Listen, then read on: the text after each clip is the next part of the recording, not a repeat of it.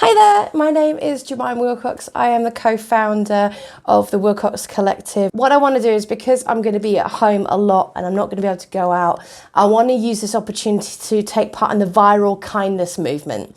Viral kindness is being able to spend some time and give back to people. So if you have a particular thing you'd like printed or an idea or an image in mind, let me know. Send me a stamped addressed envelope and I will then actually send that to you. No charge whatsoever, just need you to sort the postage out. So that's my way of giving back and getting my mind buzzing, still going, and giving you something that you'll open up and will make you smile.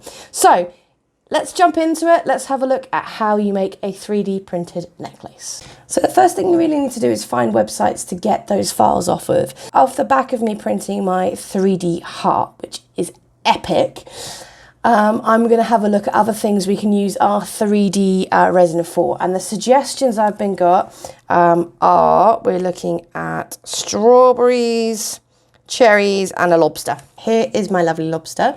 It's this Thingiverse. That's what it looks like when it's printed. So we're going to download the files. We found our cherry. We've also found some cherry earrings. Sorry, we found a strawberry. Now a cherry. Do the same thing, download it as well. So what we need to do is go into a thing called Tutorbox.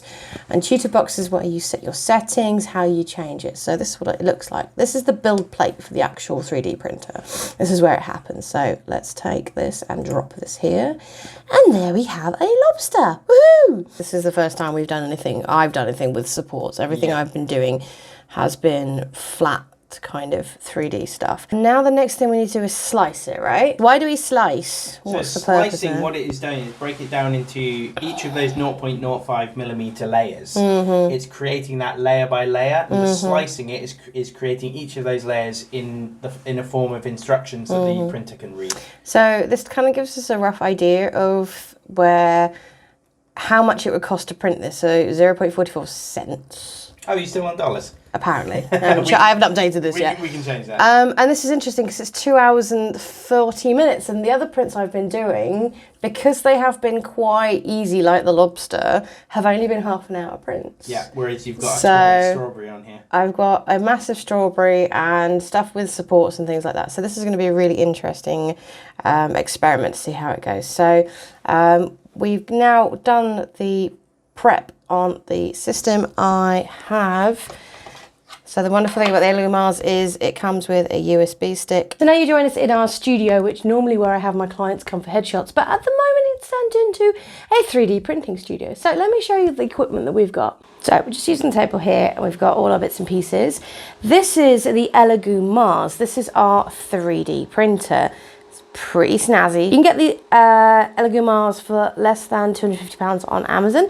Pretty easy to set up, and I can't get over how easy this is. Let's take the lid off and I'll show you what it looks like inside. So inside we have the tank here, which has the resin. So this is liquid resin.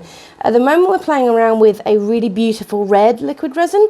We've also bought clear and we've bought green as well. So this bit here is the build plate. This is really important because when it's printing, it'll come down into the resin and everything that it prints actually prints on the build plate up here. So I'm now going to do a couple of adjustments and then I will show you what it's like to make a 3D print. 2 hours, 51 minutes. Take to do, but now the big reveal.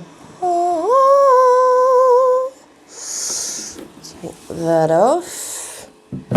And now we need to unscrew the build plate. And let's see. Oh, wow. That's such a cool red. Interesting. The lobster's completely flat and strawberry.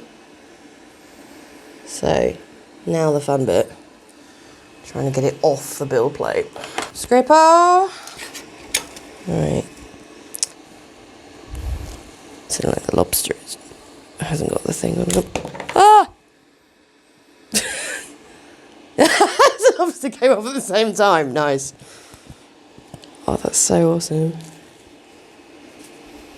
I have tiny lobster.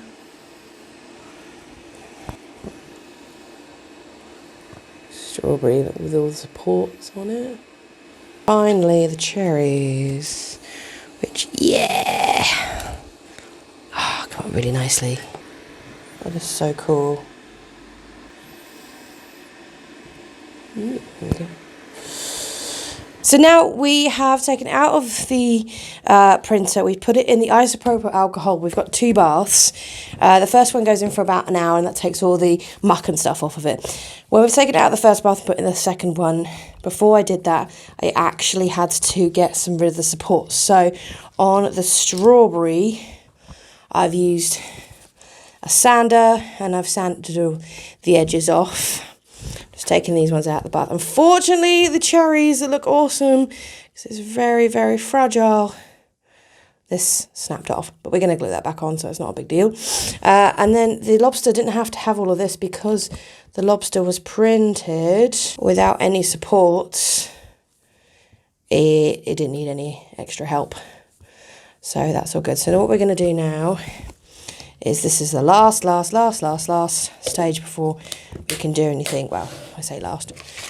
We're just going to dry them off a tad and then go put them on a windowsill and they will cure. What's curing, Xander? So curing is the resin itself, in the same way that the printer hardens it by using UV light. UV light is needed to finish the curing process and completely harden the resin. So the easiest source of that is the giant ball of it in the sky. Woohoo!